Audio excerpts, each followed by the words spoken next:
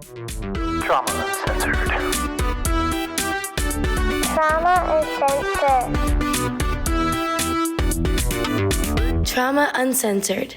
Welcome everyone, Trauma Uncensored. Oh, hey. Here we are. We're back in another episode. So today we're going to drugs, baby. Let's talk about getting high. Nope. Well, that's not what we're going to talk about. No, we're not. No. Even though Jordan and I were just around copious amounts of it in San Francisco. No. So first of all, if this is your first episode, welcome. Welcome to the drug show. What a jump start. No, we talk about some trauma and how people go through different ways of trying to navigate their traumatic experiences. In this particular case, and in our particular podcast, the flagship focus is the fact that Brooke here, who is our lovely host, I am just a person to ask questions. She is the warrior. She is the warrior. The fiercest tiger mom of all time. You give me a lot of credit.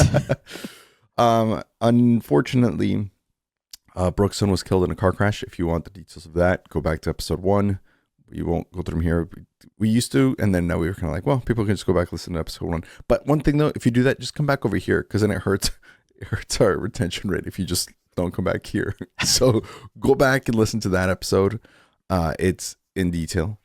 Content warning, explicit warning there. If you're sensitive, long story short, Logan's son was killed in a car crash by a person who was distracted by their phone on a very high-speed highway on a clear sunny day, and just straight up rear-ended their car and 6 others, coincidentally, by the sheer force of the impact. Her son was killed immediately. The rest of her family, her husband and her daughter, were left with a lot of emotional, mental, and physical trauma, all of which we discuss here. So today's episode, we wanted to talk about something we've alluded to, and it's been kind of mentioned and sprinkled in different episodes, but never has been the focus of one full topic, which is, what do you do with narcotics? Because there is definitely a problem in this country with opioids, pain medication, such as, Oxy and all these other different things that you can use. The problem with those is that they're great. They're so good, they'll ruin your life. That's right. And maybe even kill you. Or kill you. Mm-hmm. And so because they're so good at their job, people, instead of using them, abuse them. And so one of the things that Brooke has done really well, and again, also disclaimer, we are not doctors, nope, pharmacists, nope, psychologists. Nope. I do stand-up comedy. I'm a retired graphic design professor. Correct. So this is not advice. This is not prescriptions of any kind. Our topic today is going to circle more around what specifically for Brooke, which is a unique scenario, but maybe this helps you go ask your doctor the right questions, go ask professionals the right questions. That's what we're hoping here, not to tell you what to do. Please don't do what we're telling you to do. We're just going to discuss the things that Brooke has done or not done to responsibly and healthily, is that a word? Healthfully? Yes. Sure. Navigate the usage of medically prescribed medication, right? I think that might be redundant. And I'm choosing this word so carefully just because I want it to be very clear. We're not telling people to go do drugs. It's just more what worked for you, Brooke. What was your mentality as to how to not let that be a danger to you? What were red flags? What were green flags? Because it's a very tough and touchy subject. So on that note, let's jump in. Also, I think I'm picking up your something's picking up in your microphone. Huh. Are you moving your cable around? Oh, I think I was. Oh, okay. I was like, is that static or what? The nervousness in me. I was like, wait, am I just kidding? I'm never nervous. I'm never nervous to be vulnerable and talk about my experiences and all the life. I mean, let's talk about the episode that's releasing today. That's probably why I've been up since 4 a.m., honestly, because I knew it was coming. And that's, if we're going to talk about vulnerability, that was number 13 or 14? I think it was 13. 13. Yeah. Check. No, that sounds right. Yeah. So Yeah. episode 13. Yep. I don't remember the title. See, this is 14, just, 14. oh, it's Content disclaimer. 14. Yeah, yeah. Yeah. Yep. If you haven't So, listened to that one, yeah. also after this, go back and listen to that. That was crazy. I mean, yeah. I mean, truly, as people start to listen to the story, it is a wonder that I have not self-medicated to the point of destruction. Yeah. Um, and And it, that's the thing is, you know, I mean, even people after the crash, because of my experience with the hospital, have said it's a wonder you didn't get hooked on opiates. yeah. And Obviously. so, and but that also doesn't mean that I haven't, used self medication tactics throughout the journey to, honestly, though, if we're actually to talk about it, I have been using some sort of self medicative component in my life since I was a teenager. I actually, you know what? I started smoking at 13 Like and I cigarettes? didn't, yes. Yeah. I don't, pot and I just don't agree with each other. Oh, Not as much as, I do like the Delta 8 strain, but the other stuff damn it, makes Mary. me, this just goes crazy. Um, but yeah, I started smoking cigarettes when I was 13. I actually did smoke pot for the first time a couple years later, but I didn't realize then that why I was, and it was for actually a multitude of reasons. I mean, my my teenage years were not easy. My middle school years weren't easy, and my parents divorced when I was 6, and I, Oh, never understood the impact of that and the separation between them, but then also the things that my dad, after the divorce, had started to, kind of put on me because he was missing it from my mom, and I mean, just a whole bunch of other things that are a whole other episode. But yeah, I started smoking at 13, and I'm not proud to admit it. And Melanie's going to listen to this, and she's going to text me and tell me that she's going to punch me in the face again. But every time, yeah, when I talk to her about smoking, she's like, "I'm going to punch you in the face." And I'm like, it's fine. I deserve it. fair enough. I'm just trying to get by in my life at this point. Aren't we Um, all? Yeah. I mean, which yeah. is kind of the point. So, okay, so let's talk about this. So, when it comes to like the heavier, will kill you quicker kind of, drugs, um, how have you not self-destructed? I mean, what do you think has worked? Because I mean, if you look at statistically, childhood trauma, childhood drug abuse. I don't know if you drank in high school or anything, but if you did, Well, also I, some of that. Like there's like history of the propensity that you could have fallen under one of those statistics where it's like most of the people who die of an overdose of using some sort of like heavy narcotic or pain med, like just you look back at their history and it's like, oh yeah, well, it's been their life. They've always yeah. been. So like you look at something like that and it's more of an outlier that you haven't. So Well, I mean, and it could be. I mean, going back to being a teenager, it could be that I mean, I experimented when I was a teenager and, I did um I started drinking I think around 16. I remember my ex-boyfriend and an old friend of mine, we were at his house drinking and we all left him at the bottom of the stairs, you know, just completely sick, and his parents found him, and then we felt horrible. I mm, had a really bad experience in college with pot, never used it after that.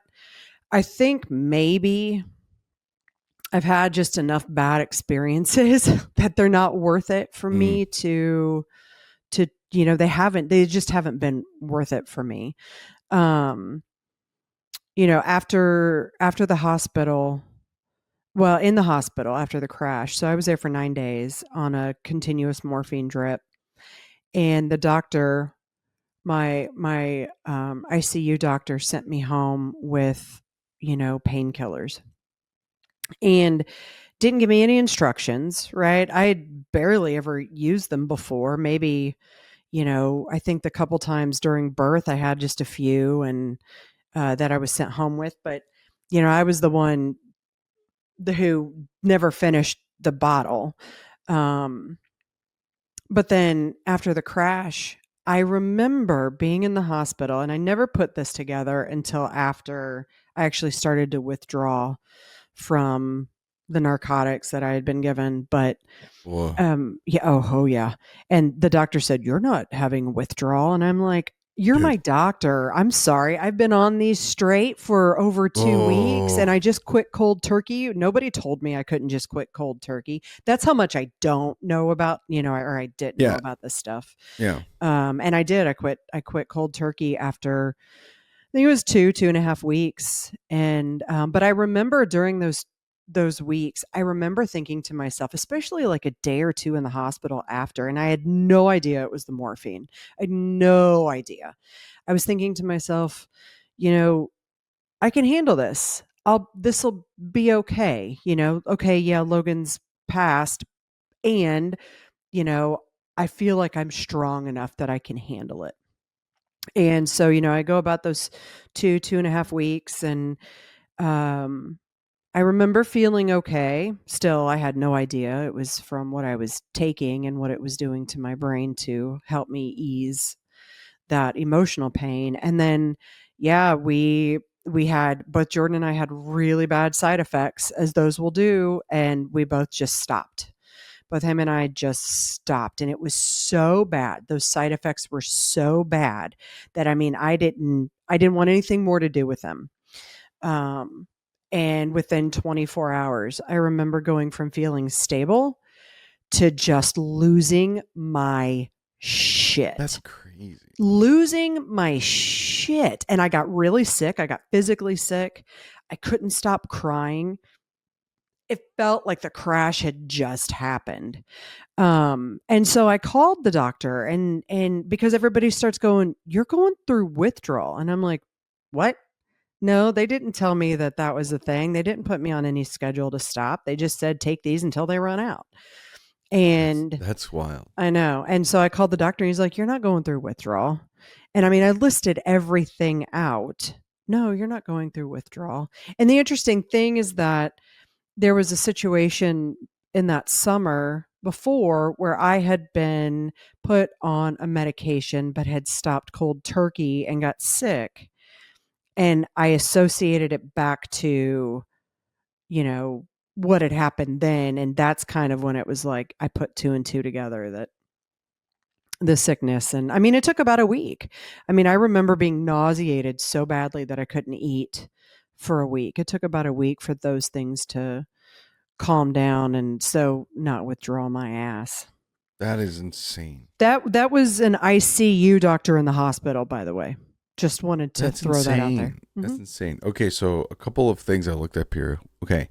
Drug overdose deaths involving prescription opioids from 1999 to 2023. So in 1999 there was 3,442 US deaths. 3,400. So call it 3,500.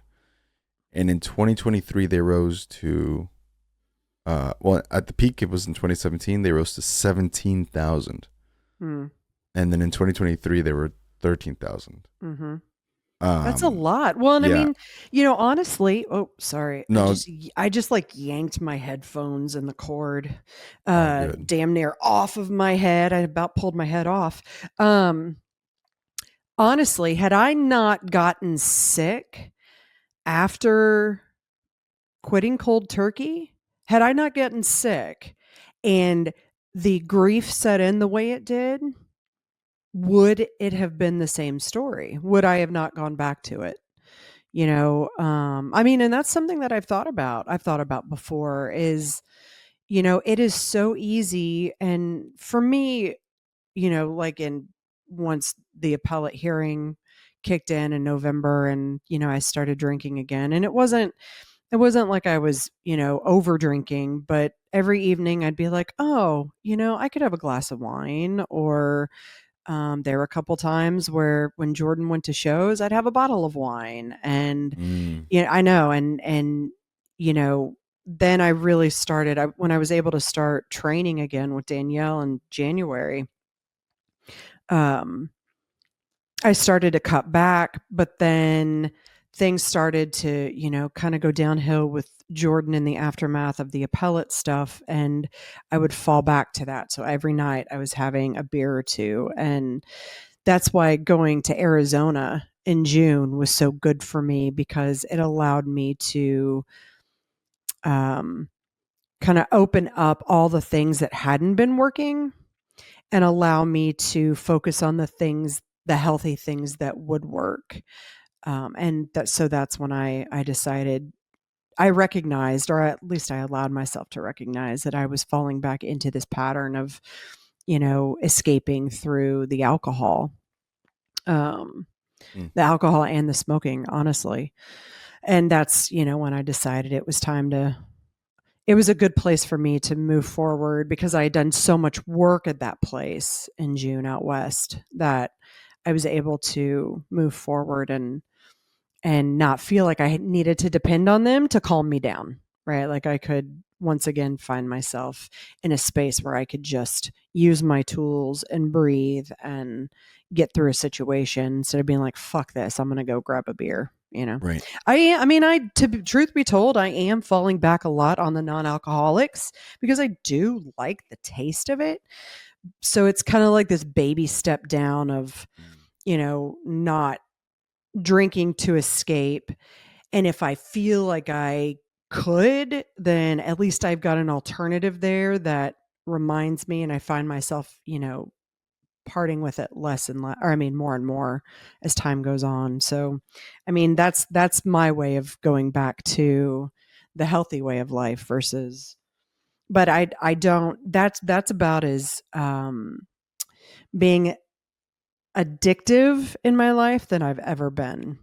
Yeah, but that's still like, I mean, I want to It's dangerous. let me It's not dissect that. healthy. Well, no, let me still dissect it a little bit, because most people don't, like, for example, when you that episode when you were a kid earlier, when you were a teenager, we talked about doing acid, and then it was a really bad trip, and that was like the only red flag. You needed to be like, all right, well, maybe that's not my thing, or Yeah. whatever.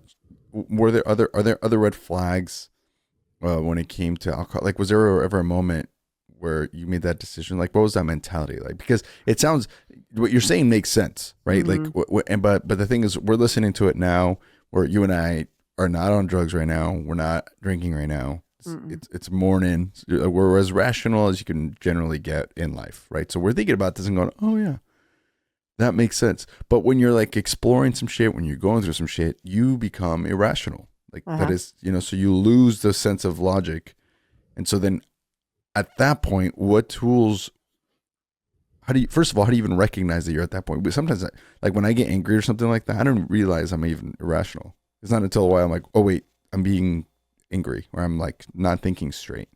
Do you know what I'm saying? Mm-hmm. What were some of those tools to, first of all, recognize that you're not making good decisions, and then Mm-hmm. once you realize that, you mentioned breathing. Is there any other thought processes? Like, do you think of your kids and your husband? Do you think of Logan? Like, how do you go back to rationality to be able to go, no, no, I shouldn't do this. This is not the move. So, and this is obviously not an excuse for any sort of using, but I would, allow myself to tell myself that it's for a short period of time, right? Oh, I picked up smoking again, but I know that I will quit again whenever it's time. Or, I'm not going to drink forever. But honestly, one of the big things that helped me recognize that it was time was, I mean, of course, my kids are watching, right? And Mm-hmm. I don't, want them. So I call the non-alcoholic juice beer. Logan he used to refer to beer as juice beer whenever, like Jess would come and we'd be hanging out by the pool, and they termed it juice beer at some point. I don't remember. So I call the non-alcoholic juice beer. And I'm very adamant right now about letting Mila understand that it's not an actual beer because she's watching, right? She is Right. watching, and Mallory is most definitely watching. And today, I don't even know what the date is. What's the date? The 4th, Yeah. August 4th. Yeah. Mallory started high school this morning. And I mean, and I'm watching what she's learning from other people, but then she's also learning a lot from us at home. And I started drinking when I was close to her age because of what I was trying to escape from. Right? All that stuff that I did, I know now. I was trying to escape from many things that was going on in the family, going on with bullies at school, going on with peers. I mean, that was my way of comforting myself. And I watch Mallory and it scares the shit out of me. Cause I mean, Yeah. people have told me that in this day and age, we don't need to worry about our teenagers with like drugs and alcohol. It's social media that we have to worry about. Also. Right. Yeah. And that's what I think that is an also because, you know, if Mallory watches me, every evening going out and having one or two and then, just or hearing me say, oh, I need a beer, then well, she's probably going to do that. But in the midst Yeah. of all of that too, or what am I teaching her? Right. Mm. But in the midst of all of that too, I started to notice my health. Like I started to notice a copious amount of acne. And I was like, oh, that's just perimenopausal. But then when I quit, the acne went away. Oh. I recognized that I just constantly felt bloated and yucky. And I mean, I've always got Danielle in the back of my head going, even just one sip of alcohol, your body stops burning fat for 48 hours. And I'm like, listen, I'm keeping this shit within the confines of my calories and macros. I'm fine. And all the while, I'm like, why am I not seeing changes? And in my mind, my intuition, it's like pushing me. It's going, exactly why. Give up the alcohol. And I'm like, I don't want to give it up. So I was starting to, Mm. feel like I was wasting time going and training, and I started to feel really crappy. My health, I was tired all the time. So I just had all of these in this moment, in this time. I had all of these different components that were kind of knocking at my door. It was just waiting for me to actually listen.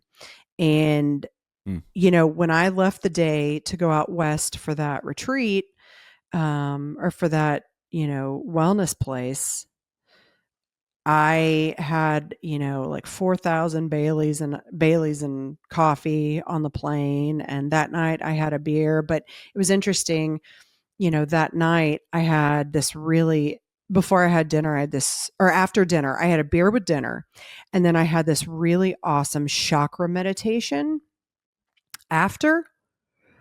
And I just stopped.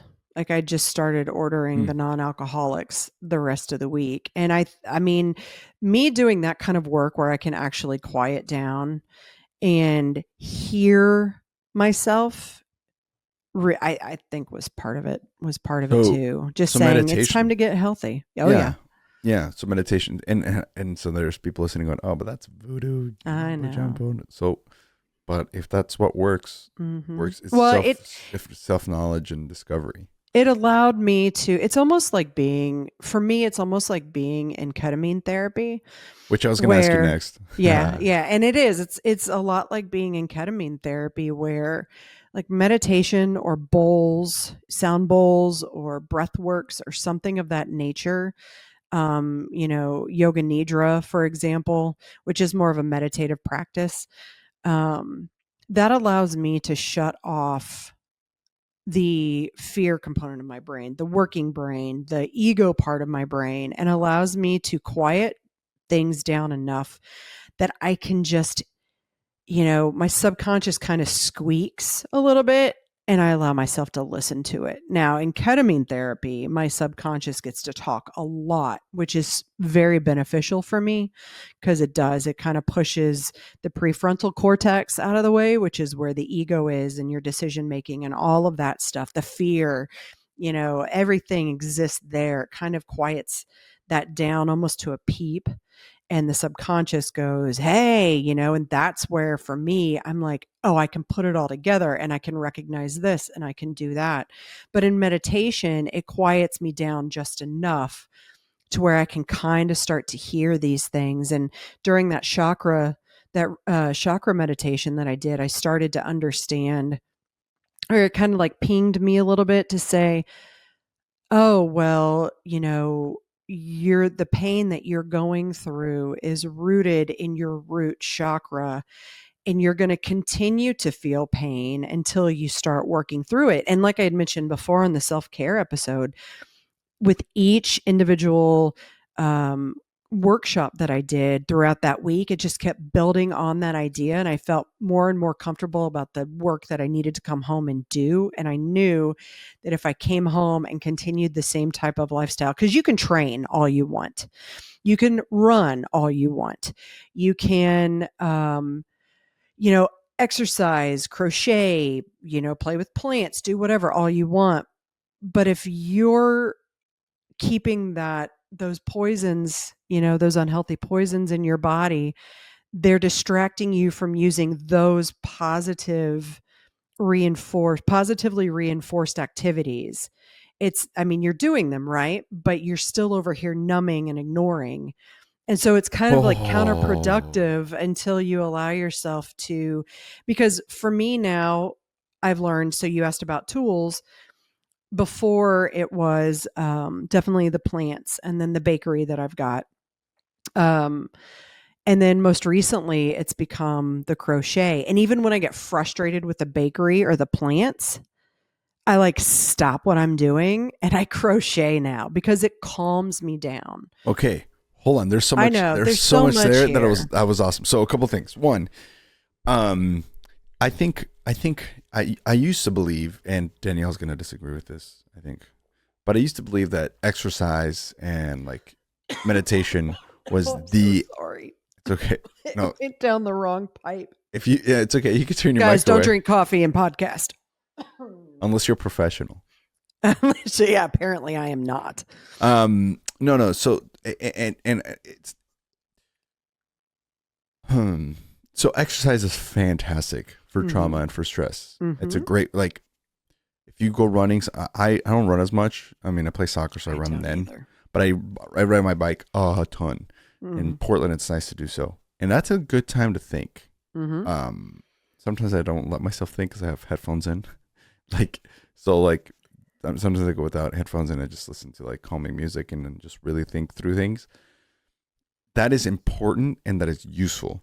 But Mm-hmm. to exclusively rely on something like that to try to deal with your trauma is just kind of like exclusively trying to use drugs. Right. Granted, the end result of either of those tools are vastly different. So I'm not trying to say that they're the same at all. I'm just saying the point I'm making is not that only drugs or only exercise are bad are solutions. No, I'm just saying that it's like a mixture based on who you are and your propensity for things Mm-hmm. to do so. So, for example, Mm-hmm. some people might listen to this and goes, "I don't like doing exercise. It's hard for me to get motivation to get." Okay, cool. Don't necessarily have to do that. Maybe go for a walk. That's fine. Mm-hmm. Just that'll be good enough, right? But you then might be the kind of person that needs to be more meditative, do some breath work. Try to do some journaling, some self reflection, something like that that makes you look inward a little bit more Right. intentionally, right? Are drugs for you? First of all, I'm not a doctor. I don't know. But what I do know is some people have a much more addictive personality than Mm-hmm. others, right? So Mm-hmm. what worked for Brooke as far as like realizing these things might not even be close to what you need to realize that you're in danger of becoming an addict because these drugs are powerful. And sometimes, and this might get controversial, but sometimes doctors are incentivized to prescribe these drugs in order to Mm-hmm. gain more income, Mm-hmm. Well, you know? let's talk about again what happened, in 2016 when I had doctors, here, just, handed me.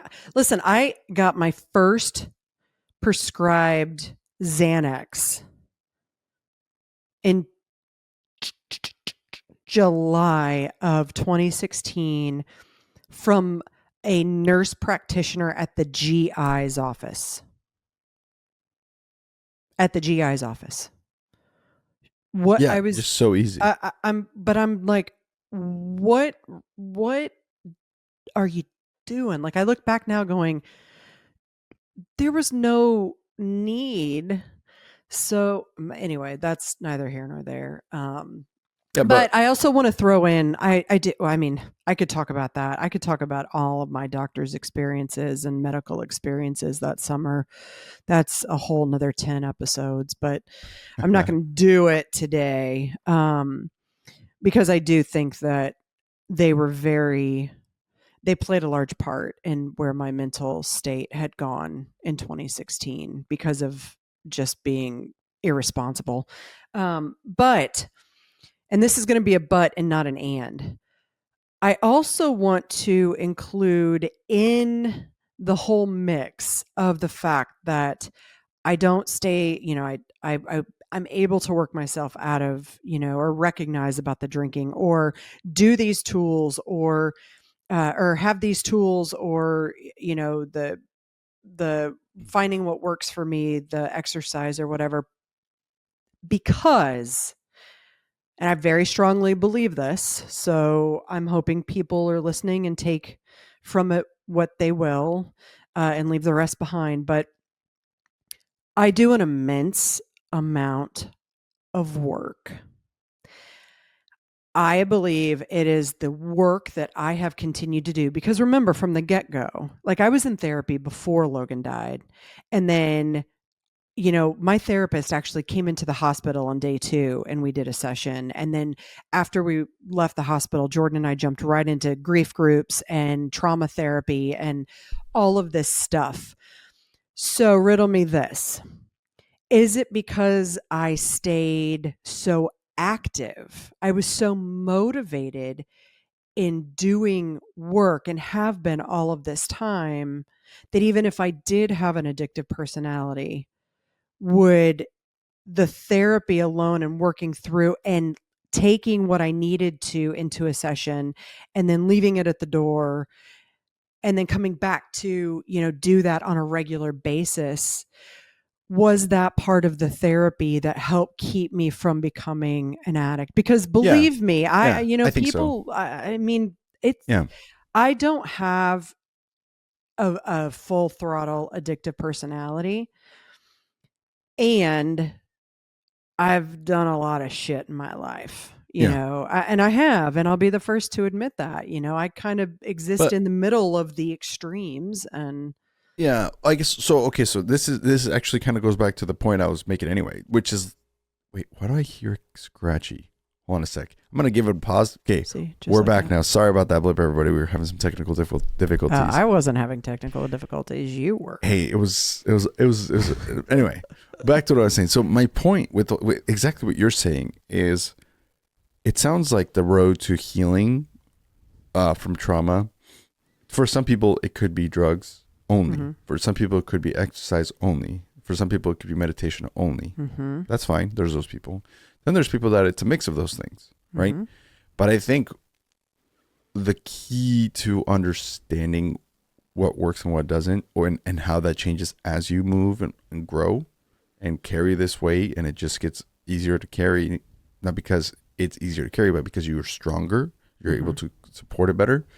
I think the key is what you just said, which is the work that you put in. What that allows you to do is knowing yourself, know Right. thyself. And so, Right. for example, you might not think you're an addictive person, but as you start self-discovery, oh, it turns out I am. So Well, now I have to be and careful with this. Or maybe backwards. Maybe you think you are. You start discovering you're like, oh, actually, I'm not as addictive of a personality as I thought. Maybe I was in my 20s, but now I'm not in my 30s. But the point is that it sounds like a mixture of some of those tools. I'm not going to call those solutions. A mixture. Exercise is a tool as much as drugs are. Now, again, abusing those tools leads to two very different issues, right? Some people overexercise and then they have injuries, but And that's exactly what I was going to say. When I was in residential, or at the residential program that Jordan and I both went to, they had a class that we were required to attend that was called Addictions and Attachments.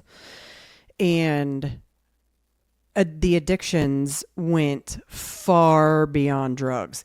Gambling, shopping, Yeah. love, you name it. And so you bring up actually a very good point. I mean, exercise is one of them. So I would over exercise. I mean, for years, even before Logan died, I over exercised. And on top of that, I barely ate. So I was under eating. With sometimes, I had a binging personality as well. And I over exercised. So I was super unhealthy. But what I've learned was those were ways that I could feel in control when I felt out of control. Mm-hmm. So that is a very good point. I mean, I know this topic is drugs, but there is a point to opening up a discussion about addiction. What are some of the other addictions and attachments. So Jordan and I, after Logan died, we just went out and started spending money. It just made, I don't know what it was that made us feel better. I remember the first Christmas after he passed, we had gone to the store one night. We were back in Indiana and we were spending Christmas the month of December with our families. And we went to a big box store and just went up and down the aisle and threw a bunch of shit in the cart for Mallory for Christmas. I mean, she didn't ask for it. She definitely didn't need it, but we just did. And it just made us, I don't know what it was. It just made us feel better. And, Kevin, our financial consultant, has been very gentle, but very persistent in the same manner of helping us recognize, and this has taken a while to recognize. We started working with Kevin, I think in 2021, and we're just now getting to the point where he's making the point clear to where we understand it is he's like, you guys spend money to fill a hole. And he's been saying that this whole time. You want to do this, like you want to do this. Jordan loves guitars. At one point he was, investing in buying guitars, and I was spending money on, it was expensive, but it was expensive bullshit. I had like 400 bottles of doTERRA essential oils that I'd never even used, but I was like, I'm going to get into making my own oils. And, that went about nowhere. So, at the end of the day, I ended up giving them away because I, just had all of that stuff. And, so it's like just finding these little pockets of things that we could purchase to make us feel better. I know my dad, for example, would gamble. In his moments of grief, he was a gambler. And I hadn't even thought about that until I did the work in residential trauma to notice with my dad. See what I'm saying? Self-knowledge. Mm-hmm. And what Kevin did is help you see something that you weren't seeing for yourselves. Like like you're using money to fill holes. Like what a thing to say to you. And all of a sudden you're like, oh, wait a minute, I am. Like it's like sometimes you have to discover that on your own. And sometimes honestly, people helping you discover that. It wasn't him not being clear. I think it took probably both Jordan and myself being in that class in res trauma to actually be able to put two and two together. Because when you think about addictions, especially, to help cope with your trauma, how often do people think of their addictions being shopping or gambling or, love attachment or, whatever that doesn't, people go straight to the drugs as the component of addiction and they don't think about there's so many other. This is why. It's because drugs kill you. Like that's the consequence of that, right? Yeah. When you have a serious addiction, other things can too. Yeah. But sometimes death is like, actually, this is going to sound really fucking morbid, but sometimes death is not the worst thing that can happen to you. You know what I'm saying? True. Like people are like, what the fuck? Of course it is. I mean, yes, it's the end of your life, right? But like, there's also been people who gambled everything away, and they're in this massive amount of debt, and their entire experience of existing is this pressure of all of this debt, and people are collecting, and you are trying to provide for your family, and then you know what I'm saying, like, and then all of a sudden there's a big, like, their solution is death, because it's better than like they'll kill themselves, right? Right. Because, you know, like that. You hear the stories like that from people who that happens to all the time. Or if your addiction is exercise, you know, you hear all about these people who have injuries and like will run all these like 100-mile races with broken bones, but they can't help it because they have to do it, and they're like so worried about being fit and all this stuff. And it's just like, hey man, eat a cheeseburger. You know, we talked about this. Like that's going on a t-shirt. And I'm not, eat the motherfucking cheeseburger. And I'm not saying that that's better than death or worse than death. I'm not trying to compare. My point is drugs are the most alarming. Or you go to when you think of addiction, you go to like alcohol and drugs, because those are the ones that are being abused. They're the easiest to abuse, right? They're the easiest to. Not everybody can gamble if they don't have money, right? And not everybody has a motivation to go run a lot or any of the other things. I mean, people will get into some random stuff that is just like helping you. It just gets you lost from what is important in your life. It could be like you get addicted to doing Legos. I don't know. I'm making stuff up now, but like my point is, although that is a thing in our house. Yeah, but my point is like what all of this is you said this earlier perfectly, is you running away from the problem that you have to face, right? And that problem, again, we've said this so many times before on this podcast, might not be your fault. It might be your fault. It might not be your fault, but it is your problem. It is your problem. And so those are not solutions. That's the whole point, right? Drugs can be a tool. Exercise can be a tool. Meditation can be a tool, but it is not a solution.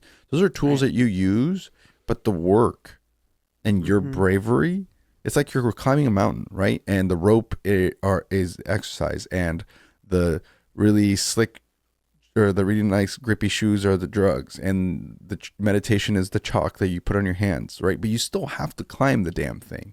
Well, and that's, like, see, and and that's that's my good tools concern. and gear you have. You still have to go put it out there, and you got to get up there and get up on that mountain. But how many people have been shown that it's okay to do the work?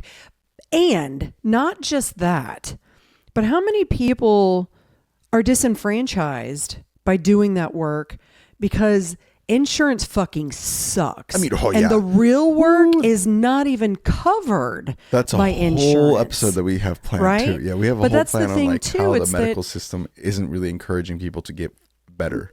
Well, it doesn't want you to. No, it doesn't want you to continue to cope. Right, yeah. And that's why, you know. Sorry, I'm moving around a lot because my back's bothering me this morning.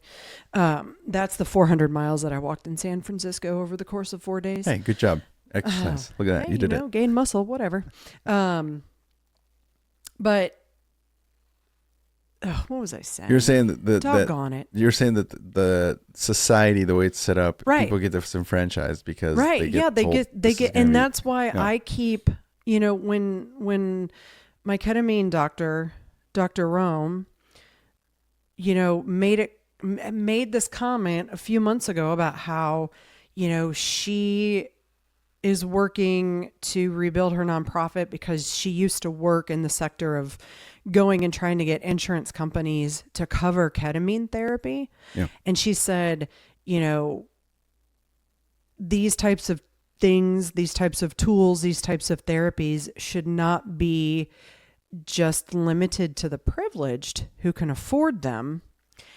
That really struck a chord to me. And this was before we started the podcast, actually, when she said that. And it really struck a chord because I'm like, well, yeah, you're right. You know, and that's, and I have been a byproduct of the insurance not covering and, you know, all of that whole thing in the past. And I stayed stuck.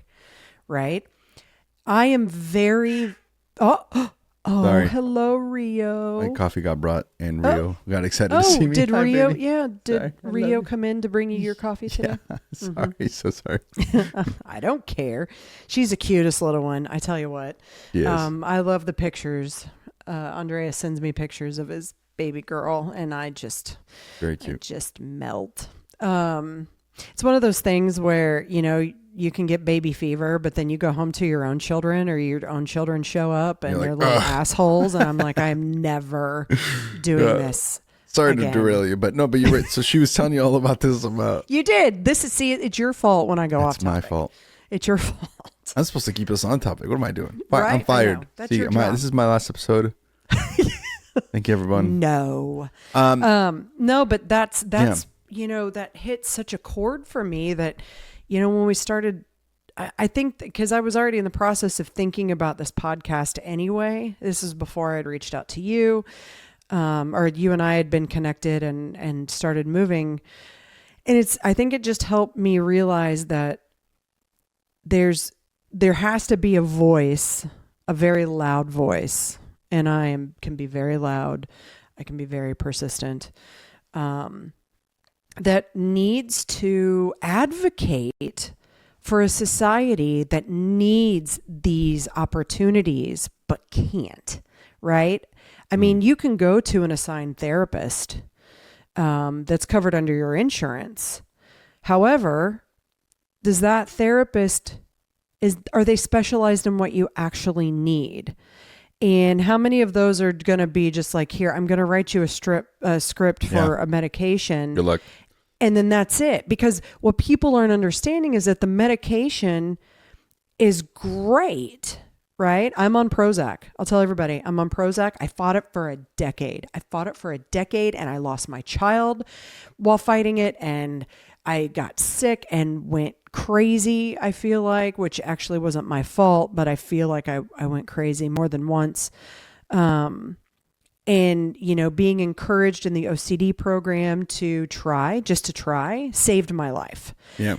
And that medication is not the cure-all. Correct. It is absolutely not. It's just a tool. It is. It is a tool. It's just like someone telling you should exercise. Yes. Exactly. Also if you want it to be succinct in your healing, you have to include the work. Yes, right? You absolutely. have to. And absolutely. You how have to many climb people the damn mountain. Can afford to pay out of pocket to go see an EMDR therapist? None. Few. Or go to ketamine therapy when they need. And, so I'm like, breath work is cheaper. Yeah, I feel like I need breath work right now, actually. Well, no, but you're right. I mean, and again, we can revisit really this. In fact, pissed off. this is kind of what I wanted to bring. That you said there was a couple doctors that we could bring on to have to get more of that perspective of the medical system. Mm-hmm. I think that would be a good kind of guest to have on here. Agreed. For future references. Stay tuned for those folks. Well, and I'd actually be interested in hearing from the community what kind of doctors, is there interest? I know I've talked to a couple of people. They've been very interested in learning more about ketamine therapy. And I can tell them what I know, but I'm also like, that's going to be a show. Yeah. So I'm interested in write into us at hello@Trauma Uncensored if you have thoughts on this or comment on this episode. We do look at these, by the way, and we do reply to them. Mm-hmm. Mainly it's Brooke, so that way it's more personalized to you. But seriously, because I mean, and you just mentioned, I mean, Prozac, does it help? It helps, but again, it's just not gonna do the, if you're expecting, work. Look, because it used to, there's other drugs in our lives, in our society that do help the way, but we think that that's what cures us, right? Like for example, there's vaccines, right? So you got polio or you got a specific thing, and then they inject you with this and it cures you or whatever, right? That's not pills and these opioids and stuff. That's not what those are.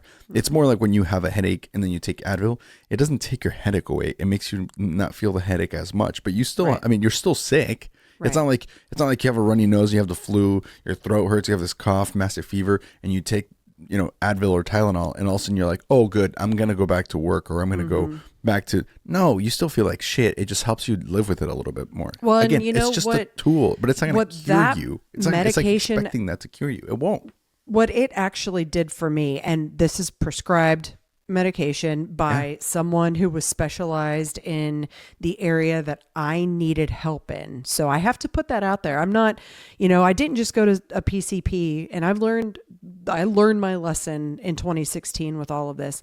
I didn't just go to, my PCP and they're like, well, you seem kind of stressed, so let me give you this.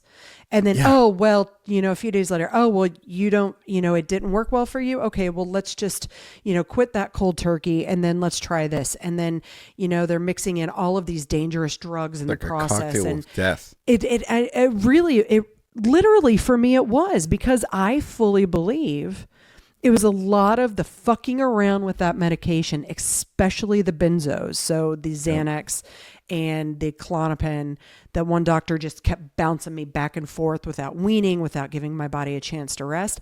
I very much feel like that's part of the reason that I had mental health issues, you know, the deep suicidal mental health issues that summer too. It was like all just this perfect storm. But hold on. Go on. No, I just wanted to mention, or as to get back to what I was mentioning, obviously I'm very passionate about this because my mood, listen, I just got back from San Francisco. I'm super tired. So like the first half of this podcast, I was like, and now you got me on to something that I'm really, you know, fired up about. But when I went to my OCD program, when I was in res trauma and they said, listen, we see this in you now, and we didn't see it in you before because it was a different circumstance. And we believe that you're stuck in your trauma because you have, you know, OCD, and we'd like for you to do an OCD program and work on the OCD. Then the trauma component, you know, then that work will become efficient. And I went, and, you know, a specialized nurse specialized in OCD said, listen, studies have shown, and the work has shown, and all of this has shown that, you know, the best level to quiet down an OCD mind is 60 to 80 milligrams. And we're not going to force you, but we encourage you to think about it. Right. Yeah. And, you know, through my ketamine therapy, my subconscious was able to convince me to go forward with it. But when that quieted down my mind, because it did. My mind is very quiet in comparison to, you know, what it used to be. The fear component, especially the fear and the rumination and the cycling ideas and all of that stuff is just, it's very quiet now. When my brain quieted down, then I was able, in my trauma work, like everything then started to open up. I was still doing the trauma work, but it started to become effective because I could hear it and I could process it, and I wouldn't break down, and I wouldn't go into catastrophizing mode. And so I fully believe with the right prescriber or doctor, you know, those things can help. But again, how do you get, like, when my OCD program was not covered by my insurance, my insurance does not cover mental health resources. So I had to pay out of pocket for all of that. And it's not even just like because that's one. So this chunk of the episode, we've been talking about like how our medical system's not structured to help people really get better. It's just designed to help them, to sell them drugs, because the pharmaceutical, and again, this could easily get political, but the pharmaceutical companies have such deep pockets that they are able to get away with that stuff. Let's just pause there. We can have a whole episode on that. I'm going to move away from that, but in the same vein, let's just talk more about culturally, right? Our society, there's a guy named Sean Aker. The book is called The Happiness Advantage. I don't know if I've talked about this. Yeah, we have. I actually was looking at it on my flight out to San Highly recommend. Last week. And I'm going to mention this again because one of the things that he points out that's so good is that every doctor, every healthcare professional, people, psychologists, even therapists, I'm not saying every, this is overgeneralizing, but generally speaking, our society, there's like depression that you hear a lot about, mental health issues, and people being sad and stress and anxiety.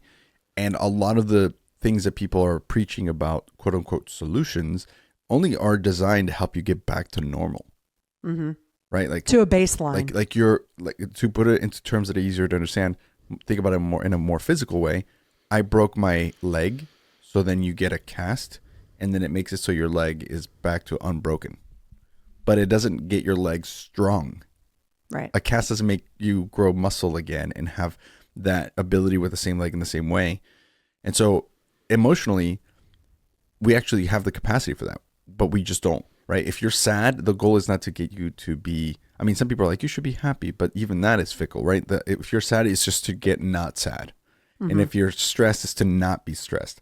But not many people are talking about like, okay, so what happens if we go back to normal and we go past that into like thriving, right, and kicking ass and like the next level, right?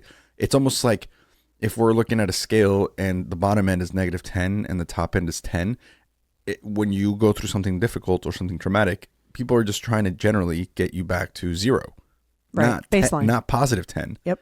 You something traumatic happens to you, you get down to a -10 or a -5, whatever. Your dog dies, -8, right?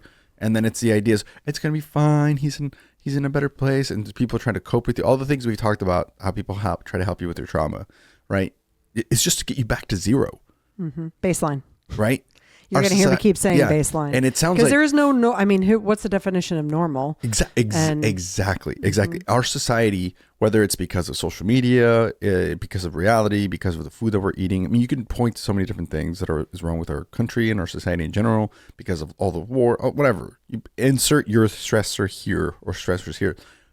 I feel like people I look around, you're generally at like a -2. All like that's the new baseline. Is that, I mean, is -2 too high?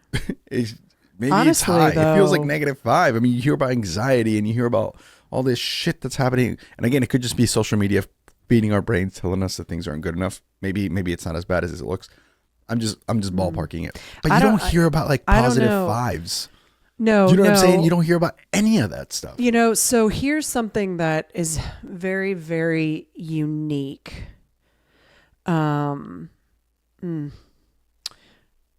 So, and I'm not, by mentioning this, I'm not trying to say that I'm some special snowflake.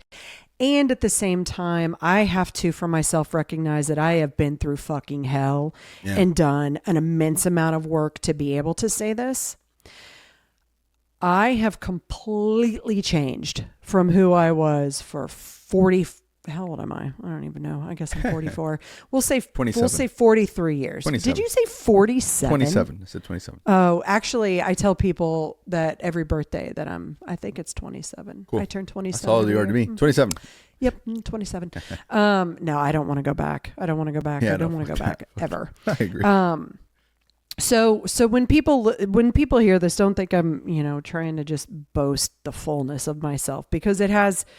When I say it has taken like years of extremely hard work and finding my path and, being suicidal and fighting, never giving up to be able to say this, it's because I feel like I have earned that spot.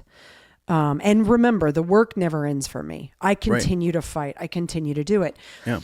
So in this whole journey, especially since things have calmed down, inside my head, and I've continued to do the work, it's very easy now for me to be in a conversation or to be around people and notice their extreme anxieties or their worries. And it is actually difficult for me to be in that space, especially with those who I love, for an extended amount of time, because it's sort of a trigger for one, but also I'm like, there's so much freedom in all of that if you just allow yourself to, do the work or explore yourself, or because I almost wonder if we're taught as a society that anxiety and misery are the only way.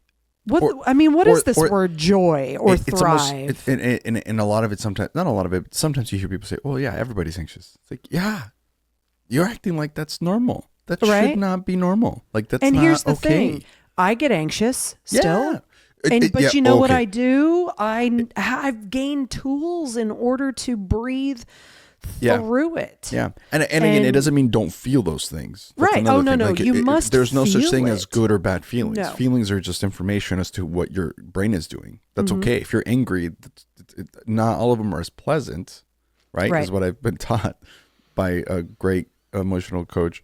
But they're information. Not all pleasant, but if you're angry, that's your brain saying, hey, something's going on. Just like if you're happy, something's going on, right? Like it's there. So that's not to say you shouldn't feel anxiety. Yeah, you should. There's reasons sometimes where you should. It could save your life if you're feeling anxious, I mean, it's built in for your survival. Yeah, exactly. Biologically, it's totally normal to feel anxious and to feel depressed and to feel sad and to feel happy and to feel joy and to feel satisfied and to feel full, right? All of those things are fine. It's just more. And they can coexist. Exactly. Yes, absolutely. Which is also another, I mean, there's so many different ways we could take this. We could do a whole other episode on this, but like. I hope you're writing all those down. But the thing is, I think at the end of the day, it's just like, look, nobody out here is talking about how do we get to a +5. No. Oh, no. And maybe that's what the group should be called. It's the +5 group, right? The +5 group. Just because, and you don't even have to be at a +10 for the reference of this episode, right? But we got to stop thinking that -2 is fucking fine. And that if you're at a -8, so if you could just get back to a -2, even 0. 0 is not fine. You're not here on this world to just live at a 0. You're here in this world to fucking find love and your passion and all this stuff. But despite losing a child or having a baby in the NICU or losing a husband or a father or having an abusive parent, despite all those things, you still deserve a +5.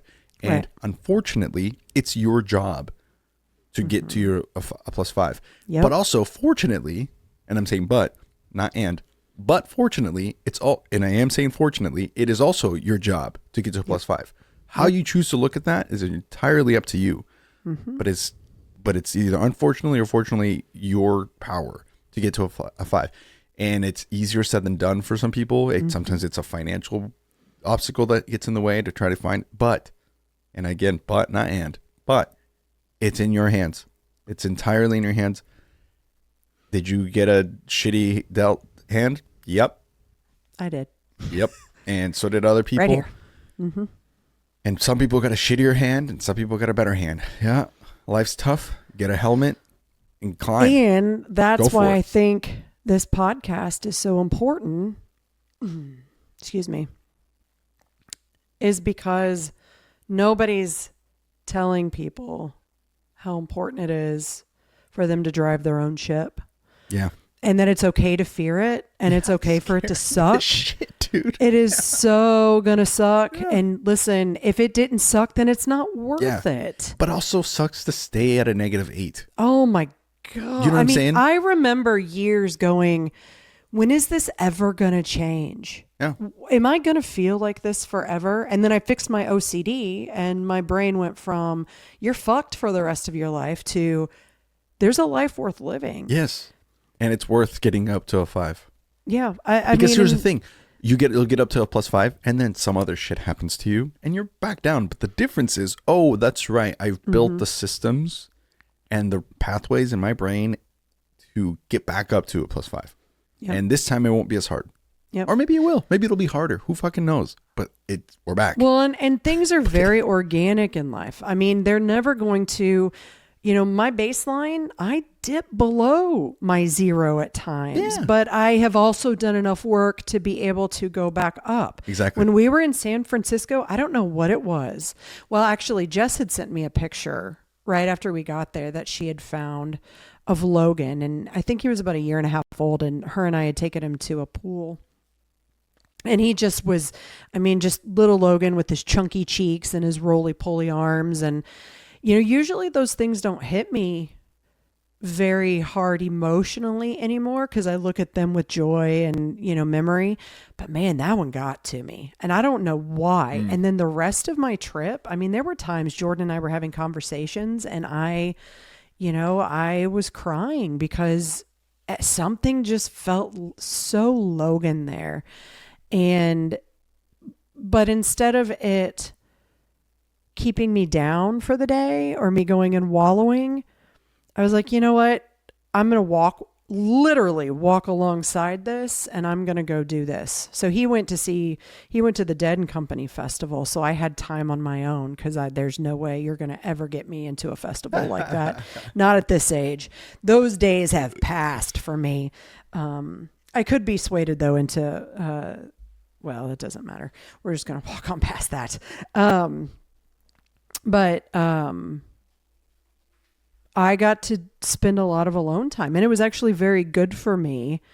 And, I was seeing families and I saw a couple boys that reminded me of Logan, both young, a couple, young adults that I'm like, I wonder if Logan would look like that. Jordan and I even saw one and, I don't know. There was just something about, I went to Pier 39 and, it's one of those places where everybody goes and it's this whole big family thing. And I was there by myself, but it was him that I was really missing because he's seen things like that. But I still went and did it. And even though I was feeling that way, I still allowed myself to stay in there and be present in the moment and take in all of the, everything that there was to take in that moment. And I got little mini donuts. They had mini donuts, a mini donut shop there. So I stopped and got mini donuts while I was on the pier, and, they were delicious, and I was very happy that I ate them, and it reminded me of Logan. And, so it's a matter of knowing now, because before, like, Jordan would want to take us to the beach and I'd be like, fuck that. I don't want to go to the water, because that was Logan's place. I wanted nothing to do. Now, it's hard to get me to Florida to go to the water, but I found, ironically, that the water and the sand are my healing spots. And so the grief that was once there that kept me from it, you don't like the water? No, I don't. And the sand? No. What the hell is wrong with you? Much. Are you the type of person that's like Jordan, who goes, let's go to the beach, and then gets pissed off when everybody has sand all over them? I would never say, let's go to the beach. Okay, because that's what he does. He's like, beach, and then I'm a mountain guy. You're like sitting in the sand playing, and he gets all pissed off because there's sand on the blanket. And I'm like, I hate sand. Oh, you haven't been to the right places. Oh, I've been to so many beaches. What is wrong with you? Hey, this is about your trauma, not mine. We'll talk about this later. Okay. Actually, you share your trauma because there's a platform for that too, and everybody else is to share theirs. This is true. I'm just saying. That's a different podcast. I want to. We're gonna have to unpack this later. Yeah, we're gonna have to do it. Okay. Yeah, I know. This has been okay. So we could talk about this for so much longer. If people, by the way, folks, if there's episodes that you guys have liked before, because the whole podcast we started with just kind of touching on like the 30,000 foot view of each of these topics. So if there's any that you want to hear more from, again, please comment below if you want us to continue some of these conversations. Ask the questions. Send us an email at hello@traumauncensored.com. Both Brooke and I get those emails. We both look at them, talk about them, and see what we can do to discuss. So anyway. All right, I gotta hop, but I love this discussion. We could talk about this so much more. We should. So it's a good one. Sorry it took me like 35 minutes to get into it. Again, I'm like massive jet lagged, and we literally got in like late yesterday afternoon, and then the girls started school this morning, so I'm just like, there's not enough coffee in the world. Hey, but I feel like that genuineness that we catch you sometimes on like these off mornings, sometimes I feel like that's part of it. Am I allowed to be off? Of course. Am I allowed to be human? Oh no, how dare you how dare you be human and then preach about being human? I know, right? The worst. All right, y'all. Thank you so much for listening. My name is Andres Gamboa. If you haven't yet, please leave us a review on Apple Podcasts if that's where you listen. And if you have an iPhone, go there and that's probably the best way to support the show as of right now. You're already on your phone anyway. That's right. Just scroll down. Scroll down. It's scroll down and it says leave review, and then you can leave a written review. That'd be great. We didn't read one today, but that's okay. We'll read one next time. Thanks so much, everyone. My name is Andres Gamboa. This is Brooke Scherer. This has been the Trauma Uncensored podcast. Bye, everybody. Next time.